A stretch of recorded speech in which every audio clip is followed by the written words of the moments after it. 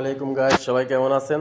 দেখুন, আমরা এমন এক দেশে বসবাস করি গাইস, বলা নাই কওয়া নেই। সেই সকাল 8:30 বাজে কারেন্ট গেছে গাইস, এখন 12টা বাজে, এখনও কারেন্ট দেওয়ার কোনো কথা নাই। কোন দেশে বসবাস করি আমরা?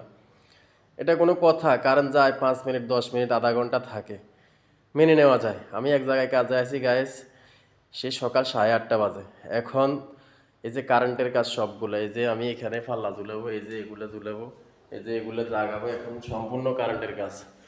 তারা আগ থেকে আমাদেরকে না করতো যে এই যে এগুলো ঝুলাবো, এই যে এখানে এগুলো লাগাবো। সকাল 8টা বাজে, 8:30 বাজে আছে, রোজা রমজানের দিন। ঘুম পর্যন্ত যায়নি, সকালবেলা চোখ মুছতে মুছতে কাজে চলে আসি, কাজগুলো শেষ করবো বলে। কিন্তু এই শালারা সকাল 8:30 বাজে কারেন্ট নিছে, এখন 12টা বাজে, এখনও কারেন্ট দেওয়ার কোনো কথা নাই। আমরা কর্ম করে ভাত খাই। এই যে আমি বসে রয়েছি আজকে সারাটা দিন, আমার টাকা কে দেবে? আমার পরিবারকে কে চালাবে? হ্যাঁ, এরকম আমার মতো অনেকেই বসে রয়েছে, এরা একও স্বার্থটাই বুঝে। কোনো কথা নাই, বাতরি নাই, সকাল থেকে এখন পর্যন্ত কারেন্ট দেয় নাই। বলেন এদের বিরুদ্ধে কি অ্যাকশন নেওয়া যায়? এরপরে বলে যে জনগণ খারাপ, জনগণ খারাপ। আসলে যে যার মতো করে আমাদের দেশটাকে চালাচ্ছে, কেউ প্রতিবাদ করার মতো কোনো লোক নাই। আপনারা সবাই গর্জে উঠুন এই সমস্ত লোকের বিরুদ্ধে। কেন কারেন্ট দেয় নাই?